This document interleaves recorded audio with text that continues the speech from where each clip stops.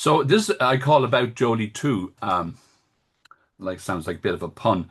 Last year, last September, for the International Early Color Photography Group, which is run off the CHDS SDM research website, I did a presentation and it was very well received.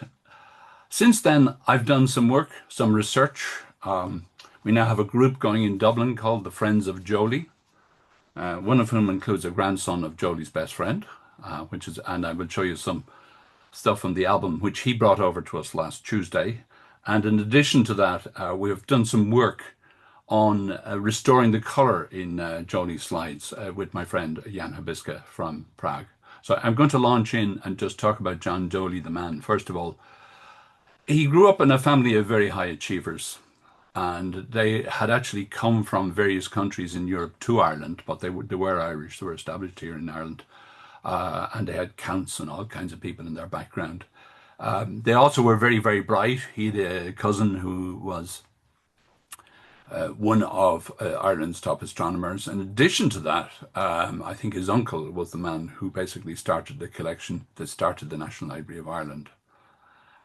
He ended up as professor of geology and mineralogy at Trinity College Dublin, but that was probably the least because he was always creating things. And he helped to create the uranium-thorium aging concept for the age of the Earth. In other words, that the age of the Earth was not based on biblical terms, but based on scientific concepts. He developed radium therapy for the treatment of cancer. And this is probably in Ireland, for which he's best remembered now. And they formed a body called the Irish Radium Institute at the Royal Dublin Society, where he ended up as vice president. There are letters there from Marie Curie to John Joly, which are still radioactive, by the way, which I've seen. Along with Henry Horatio Dixon, and we'll hear quite a bit about him, his best friend, they created the cohesion tension theory for the upward movement of water in plants, basically SAPs. And I mentioned his role in the Royal Dublin Society. He was also president of the Photographic Society of Ireland. And while he wasn't technically, when I say a photographer, that was not his profession ever, nor was he ever involved in the photography trade. He was a good amateur photographer. He developed a method for color photography in the 1890s. And again, apart from that, he was never involved in the commercial side of photography. He was somewhat an irascible character, and I will occasionally point out what I call Jolyisms, his way of expressing himself. And one of his favorite expressions was DBS, don't be stupid. So here we see Polly the parrot again. I think his method is interesting because of the time that it happened, the 1890s, when there was a lot of other people, such as Ives, who were attempting to create color in photography. And in addition to that, he was a scientist. And this is the important thing to remember as we go through. This man was a scientist, and he's speaking as a scientist, not so much as a photographer. Here's a photograph of the man taken by Alfred Werner, the Irish photographer of French origin, who I've mentioned, I think, here before, just to show you what the man looked like. There's a reference here to the screens as being red, violet, and yellow lines, but it's generally accepted as being red, green, and blue, and he refers to that in his own paper, which we're going to go through. Some of this is to do with fading, which is a big issue with the extant population of Joly screens. We have a viewer for these slides at the Royal Dublin Society. Unfortunately, it was built by Dr. Charles Mullen, who's now retired, and unfortunately we weren't able to get it to work. They can be viewed basically on the standard type of light box. But there are some issues about doing that, on which I will go into as we go forward. So here's an example. This is from the George Eastman house, possibly not taken by Joly himself, by somebody using his method. Joly did enter the US market. There was a court case there involving a man called McDonough, which Joly won. But then Joly sold his rights to North America, possibly to a Canadian company. First thing we notice about this, which is classic for Joly slides as seen today, is the pinkness. Pink or reddish colours are very, very common. And a lot of this is down to the fading of the lines, and they look like red, violet, and yellow, whereas in fact they were originally would have been green and blue in it. We'll see some of this in a minute when we actually look at a natural screen that we have here in Dublin. So that is an issue, and an issue which I've worked with Jan, basically to try and resolve that in terms of us seeing the true colours. The method was slow, and the vast majority of Joly slides that we see today are in fact still lifes like this. Vase of flowers would be very typical. In addition to that, he slapped a yellow filter for UV, which slowed things even further. And one of the things we've found is that whereas a lot of the Joly slides that are available today have the screens sandwiched onto them, it's actually often better to find them in their original state because you can actually do some work on them in the original monochrome plate. And in the big collection, which is in the National Photographic Archive, which is in the National Library of Ireland, a lot of them, the plates are detached from the screens. And we'll go into that again in a minute. I'll just show you one which is in the archive. Now, the first thing you notice, okay, the oranges are somewhat orange, but they're more red. And that, what we would call a blue pattern plate behind, is actually either red or pink. So we'd open it up, and we'll see here. Just to explain, these particular images were just taken with a smartphone on the light box inside in the National Library. I have ones taken with more sophisticated methods later on. Here on the left side, we'll see the monochrome plate, and this is the viewing screen, which is on the right. And you'll see that almost all of the blue has faded and the green have faded out of this. And what we have here are largely red and orange lines, which leads to the effect that we saw in the first one. There's some writing on this, and I have to talk to Nora Thornton, who's the curator in there, about who might have done the writing. A man called Stephen Coonan, who unfortunately is no longer with us, did a big exercise some years ago on these, and he may have written something on these. There may have been also matching between the subject matter and the screens chosen. And there's also an issue about whether the taking screens and the viewing screens were different. Here's one here, what we used to call the soldier's drink. Bass ale was associated with the British Army while it was still in Ireland. You notice that there's a yellow patch over the red triangle on the Bass. This is nothing to do with the Joly method, but rather to do with some chemicals that got spilled. Now in this one here, the colors were somewhat truer. You notice on the left side of the line screen that the blue and the green are more intact. And this is basically down to survival and conditions in which they were kept over a period of 130 years. And again, this can be addressed somewhat.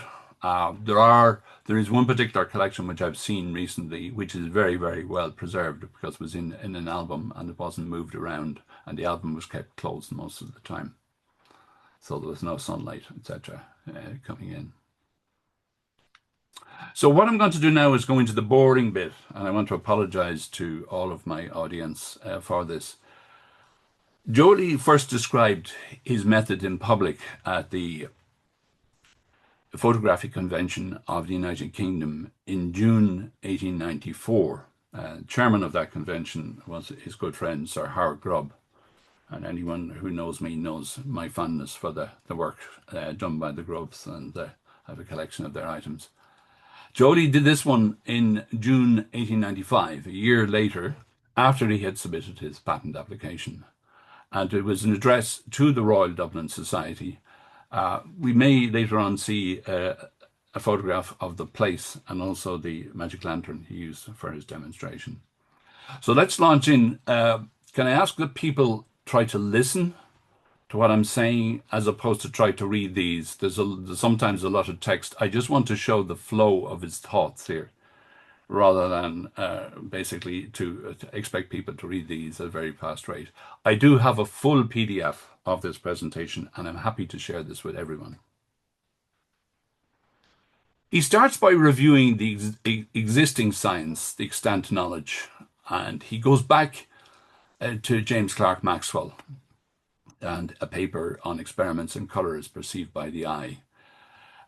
He talks then about the use of green, blue, and red glasses to achieve the color in the image. And he's somewhat critical here. It's often difficult with Joly. He tended, and it's just maybe just his style. He sometimes adopts a slightly disparaging tone when coming to describing others. And this one's somewhat strange in that he expresses the view that the several color sensations are most stimulated by the wavelength, which most nearly represent the sensations, a statement which is, as we will presently see, erroneous.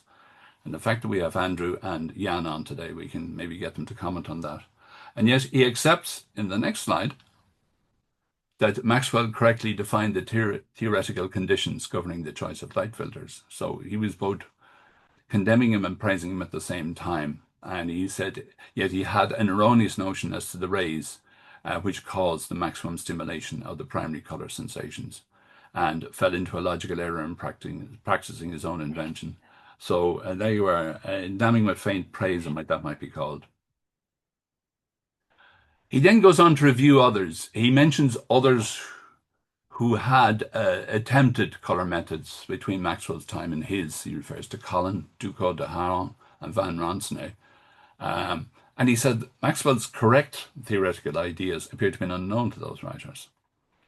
However, along comes the knight in shining armor, Frederick Ives of Philadelphia, and he says he proposed just as a method and applied modern resources to show how fully justified was Maxwell's prediction that with improved plates, the representation of colors could be greatly improved. Now, all of us who are involved in 19th century photography know about the journey from orthochromatic, isochromatic to panchromatic, and about Vogel's great discovery of 1873 of the action of certain aniline dyes in remedying the color blindness of the salts of silver, which was critical to Joly's method and indeed to the development of color photography generally later on. This is the bit here where I'm hoping that Andrew might be able to help us. What he has here, he shows curves here describing Maxwell's curves, but he says Maxwell's curves are not true color sensation curves, but represent a subjective synthesis of the prismatic spectrum out of three chosen wavelengths, red, green, and blue-violet. So then he goes on to look at Koenig's curves. And Koenig was looking at basically the whole question of color blindness and the dichromatic and the trichromatic. And he says basically that Koenig's curves represent a more true representation of the way that we see colors. And he goes on then to talk about the results of trials on Koenig's curves made with the object of ascertaining the green wavelength involving the least negative red and violet. And then they figure what it shows, the derived curves. It is seen that the violet curve is but little altered and the red considerably altered. So there you go. However, he basically is saying that Koenig's curves were a more true representation, and he appeared to have taken his lead in determining his method and what Koenig had done.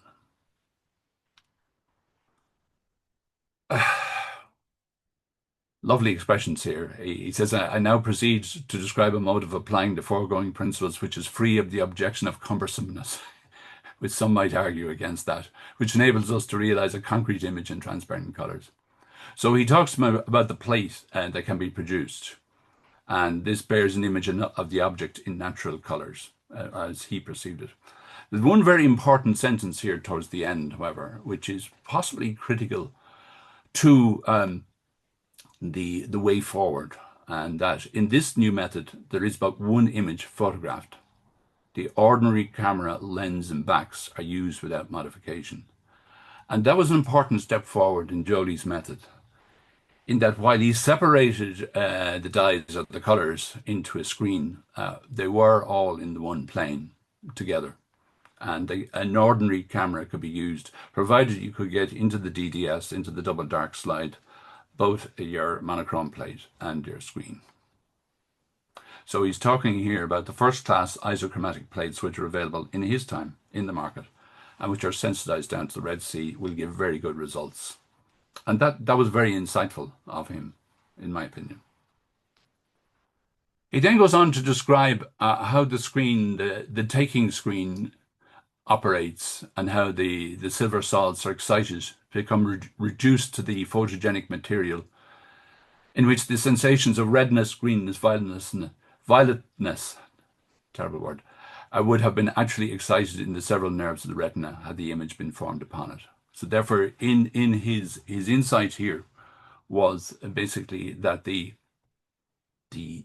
color image was forming a type of image on the monochrome plate, which basically recorded the colors.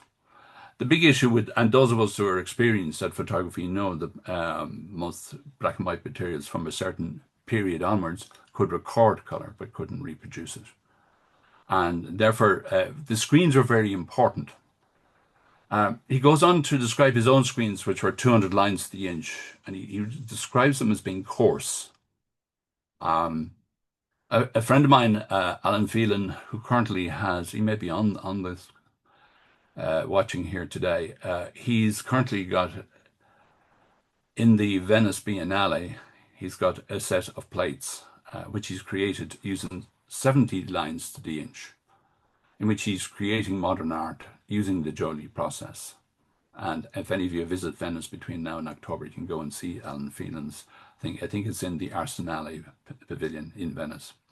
But anyway, 200 lines to the inch he regarded as coarse, but it was a rather remarkable thing to actually create such a thing back then. He said that, in fact, he would aim for something as close as 800 to 1,000 to the inch, at which stage they would have been almost invisible. But a lovely Jolyism here. But with between 300 and 400 to the inch, however, the eye is no longer annoyed by the structure of the plates, which is very nicely put. True Jolyism. So then he talks about the second screen, which carries red, green, and violet lines to the same gauge as the taking screen. There is some evidence that the second screen, that is the viewing screen, was more saturated than the taking screen. And the taking screen would be less saturated because exposure times were already getting somewhat ridiculous, and therefore they would have had shorter exposure times using a lighter saturation on the plates. And basically he now describes how, when you apply the plate to the monochrome plate, the picture now suddenly appears in vivid color with all the realism and relief conferred by color and color perspective. He goes on now to describe a 15-minute exposure, and I'll show you in a minute what he's talking about. Unfortunately, I couldn't put the two of these together. He said he used a picric acid yellow stained gelatine filter and he used F22. So this was going to be a long exposure.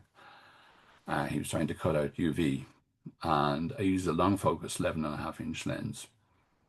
So the result he got was this image here, which is on the top left. Now, these images are in the printed paper, the printed PDF from the Royal Dublin Society. The picture at the top left, that woman did not stand still for 15 minutes. I believe it's a picture created from a painting.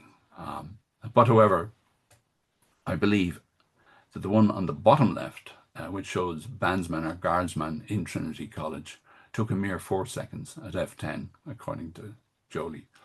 Unfortunately, those images are not available today in plates. At least I've never seen them in plates. The one at the top right with the flowers is.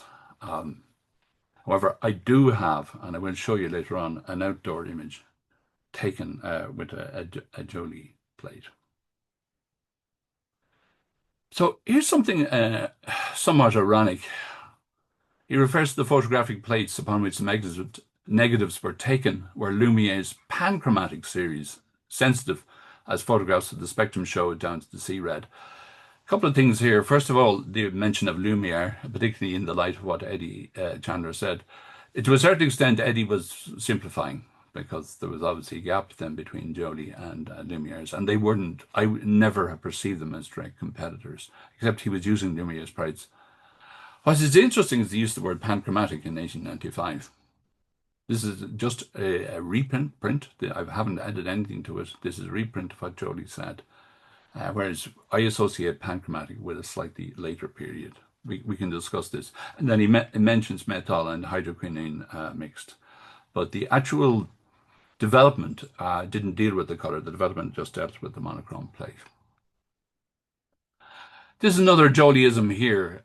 Somebody had pointed out to him that Ducos de Haran, 30 years ago, at the conclusion of a lengthy French patent for color reproduction by triple projection, suggested the use of a screen lined in colors for combining the three images in one. However, he gives them a kick then, classic Joly, the fact that his theoretical color principles were erroneous and that consequently no practical result is possible on the procedure, he suggests, probably accounts for the absence of any record of anything actually accomplished in this direction. He wrote that a year later, presumably when the paper was being printed by the Royal Dublin Society. So he wasn't letting Ducos or Haran away with anticipating his method. So it went commercial. There were plates, the screens were manufactured here in Dublin by the Natural Photographic Colour Photo Company in Great Brunswick Street. He had agents in Paris, he had Penrose and Company, and in London he had a very well-known firm of Newman and Guardia acting as his agents. That was not unknown. For example, Grubb used Watson as his agent in London. It would be typical for somebody in Dublin because the big market was in Britain and that was operated out of London. And of course, there was the situation in the United States with the court case with McDonough, which I mentioned earlier. Now, back to the screens. The screens fade, particularly the blue and green lines. This is not the exact same orange that I showed you. It's one of a series, but it is the same series in the same place. And Jan got in touch with me after my CHSTM talk last September and asked me if I could send him large RAWs, actually send him 80 megabit files produced with a Leica lens. And we basically went in and took the monochrome plate and I photographed it. Jan then applied, I've used the term wavelength algorithms. He can maybe explain in better terms what exactly he does. My understanding goes as follows, is that he finds a registration color or a key color or a pedal point color, one that he springs off, and that the electronic algorithm is then applied over the whole plate to detect the other colors. Now, we're in the right direction here because the blue plate behind is now blue. It's not pink or red as in the previous one. And the other thing is you can barely see the lines, and that may be something to do with the method and the fact that they're being filled with colors as opposed to being there just there as lines. We'll have a look at another one. This is a second example with the monochrome RAW on the left. By the way, I've boiled it down into a small JPEG for showing on the screen here, and what Jan sent me was a comparatively also low size. And again, converted using the algorithm. This is a plate of fruit. You can see the lines much more clearly on the monochrome plate on the left side. You can see some extra colorization, such as green, on the right-hand side in the color. But it's a remarkable showing of color for 1895. Where the color which is in this would have passed through Joly's taking screen onto his monochrome plate, which was then developed. And instead of viewing it back through the physical plate, which was around at the time, we're now viewing it through an electronic screen, which has basically been created by Jan. And the difference is startling. However, here we have on the left side, we have an image from what I regard as the best preserved set of Joly plates with screens that I've actually seen so far. And I've seen quite a few of them here because most of them are actually based here in Dublin, where I am. And this is from an album brought to us by Adrian Dixon, who is the grandson of Henry Horatio Dixon, who was Joly's best friend. I'll tell you how good friends they were. They're both buried in the same grave. And that when Joly died, he left his house to Jake Dixon and all his effects. And this was in an album. Now, we will see on the left side here, we'll see here, this is still very reddish. And in fact, it's positively almost brown. Whereas on the right-hand side, we see a much wider spectrum. One of the issues for me, particularly as somebody who runs a photo museum, is involved with archiving and all of that, and works with people in archives all the time, is which do you preserve? You need to preserve the artifact itself, which is on the left side, which is what Joly left us. However, on the right-hand side, we probably have what Joly saw, and it has equal validity too as well. Jan tells me he's going on to work on some very interesting other color plates, and in fact that he's constantly improving his technique. And it was very easy working with Jan on this. And I think it was the next one, Jan. You sent me some notes. These butterflies here. What Jan would do is while he was working on this, he would send me the notes, and he says, "I think we're getting there. The wood is the right color. There's these butterflies are on a wooden background." In addition to that, he also told me, and this may give an insight into his methods, that he registered on the yellow on the bottom butterfly, and that the other interpolated the other colors using the algorithm back out of that, and also the red wingtips. Now, I'm not an expert on tropical butterflies and moths. There may be some viewing this, and I'd love to get their comments as to how true the colors are. I don't think Jan is an expert on tropical butterflies and moths, but it's very nice. I'm not sure whether this particular one was actually taken by Joly himself, but it's in the Joly collection that we have in the National Photographic Archive. Now, I mentioned earlier about outdoor scenes and about one of the problems was the slowness of the method. This is a plate with an outdoor scene, and this is in the album which Adrian Dixon brought to us last week at the Royal Dublin Society. By the way, Adrian himself is a very esteemed academic. He was Master at Peterhouse College at Cambridge, and his expertise is in the area of radiology. The Joly plate with the outdoor scene may be his own garden. Joly and Dixon and other members of their related families, such as the Yates family, all lived close to one another in Dublin, in a place called Rathgar, and they had very nice, I would describe them as mansions on substantial grounds, and I suspect that this is the garden of one of them. One of the interesting things here are the horizontal lines, as opposed to the lines being vertical, as they are in most of the earlier Joly plates.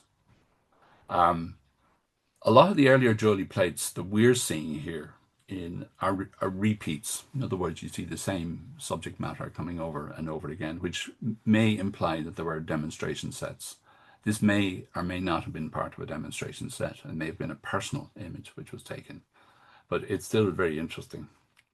This one really started me in the album, which is a micro-macro image. And I don't know whether this is, I'm sure there's some experts viewing here can determine whether this is animal, vegetable, or mineral. But this seems to have been taken in close-up mode. It has the horizontal lines again. I'll show you what I think is the possible piece of equipment that was used to create this. There's two possible pieces of equipment in the collection that I'm currently cataloging. The first of these is this. This is a massive Newton magic lantern, and it has a projection microscope on it. I'm not sure whether that's still there. There's another projection microscope in the same collection. This is currently sitting in a crate. I have seen it. It's about 3 foot 3 inches tall, and the attachments, it rotates, and the various different attachments come are aligned behind the carbon light to be projected onto a screen. I'll show you a period picture of it now. And both Joly and his friend Henry Horatio Dixon would have had access to this. And I will be examining this over the coming months. Here's a photograph of it in period. It's possible that Joly actually did his presentation, which I read to you, in this space. This space, believe it or not, is now the scene of the Irish Parliament. If you can imagine the House of Commons with the Speaker standing up saying order, order at the top, this is the same for Ireland now. At the time, Leinster House, which had previously been owned by the Duke of Leinster, was in fact the home of the Royal Dublin Society, and a lot of the lectures were given in there. And there is our projector there. And it's possible, in my view, that a projected image was taken from a screen. I'll show you an alternate method which might have been used, because the collection also contains, and those of you who know me won't be surprised to see, lights are like getting a look in. Jody's best friend and fellow scientist Henry Ratio Dixon had, this is from 1891, and it actually has I can show it to you later, his name engraved on the bottom, etched. And in the collection too was one of these, which is a Lights microscope camera, which is made to go with the microscope. I've seen the microscope, I haven't found this yet, and I'm hoping it's still there. This one looks fairly battered, looks like it was well used over many years. My own feeling is why I think the projection method for taking the close-up on the Joly slide was more likely to have been the method used, was because I think it would have been very awkward to have put into the plate on the top of this, into the double dark slide, the two plates, the screen and the lantern slide. But however, I need to see this, I need to examine it, and need to determine whether or not it could possibly have been used. To finish off, and this is 3 lights in a row here, this is something I'm reasonably familiar with. We have some of these slides, these screens, in the National Photographic Archive. They were produced by Leica in the 1930s for use with the Agfa lenticular system, which actually was basically invented or created by Raphael Liesgang in 1896. And this used lined taking and projection lenses, almost the same as Joly. However, there are differences in the film, for example, which was actually exposed from the glossy side, which is something very interesting, I believe, and also had lines and lenticular little pads running across. So it was a different method. It was the last, I suppose, hurrah of the additive method, because very soon after this we had Kodachrome coming along, and the subtractive methods became dominant. Another item that we have in the collection here in Dublin is this. Joly, again, probably had access to this. It was imported into Dublin possibly around 1898, because the manual of Frederick Ives, which is in this, is dated 1898. But Joly was obviously familiar with Frederick Ives, because in 1895 he quoted extensively from Ives' work. One of the big differences with Ives, these ones here, it's somewhat, I find this, and I've tried to use it a few times, awkward to use. What you have here is an attempt to do both stereo plates, which is making it even more difficult, and stereo monochrome plates. And then you will see here on the top, on the viewer, you'll see that the red is on the top, and then the green is at 90 degrees to that, and then we have the blue down below. So they're operating in different planes with mirrors inside. Whereas the Joly ones, once you get the lines lined up on a light box, you get the image that you want. So I'm not saying the one is better than the other. It's just that they are quite different. And Joly's was pointing more towards having the materials on the film or on the plate, which was the future. So final thoughts. There's obviously room for research here on these. And there's a couple of ways I look at this. First of all, was his analysis on Maxwell, Ives, Koenig, etc. Was that correct? And likewise, his own analysis of color sensations and combinations. It could be argued that Joly actually introduced the single image camera lens concept for color, because if we were going the direction of the others, they were often using mirrors and in different types of filters. There are some issues with it. I'll just give you a demonstration in a minute. Some of them here are the possibility of fading and also parallax effects, which are problematic. The line plate eliminated the major registration issues and certainly was very, very useful, as Eddie Chandler would point out about the red lines being over where the red image was recorded. So it questions whether it was the way forward. The other thing was it ever likely to be a commercial success? Probably not. If Joly himself had been a commercial photographer, he probably never would have introduced his method, but he was a scientist and he had things to prove. So there's possibility of two-pronged research. One of the things I would like to do here in Ireland, and it's one that particularly applies to Ireland, there are collections in Britain and in the United States and elsewhere of Joly plates, but is to look at the stock that we have here in Ireland and to do a national register. There is, as I pointed out, a lot of overlap, and the same image appears several times and in several different types of conditions. And there's two ways we could examine his process in the light of the knowledge which was extant in the 1890s and in the knowledge of what we have, the work people like Andrew Stockman have done, and possibly do both. And also establish where Joly fits into the development of colour plates, including digital, and then to decide what was his main contribution in photography. I think what he did was remarkable for its time, but it was never going to succeed because other things were coming down the tracks. Just to show you a few bits and pieces here, this is useful, this graphics atlas one here, in that it goes through a number of Joly plates.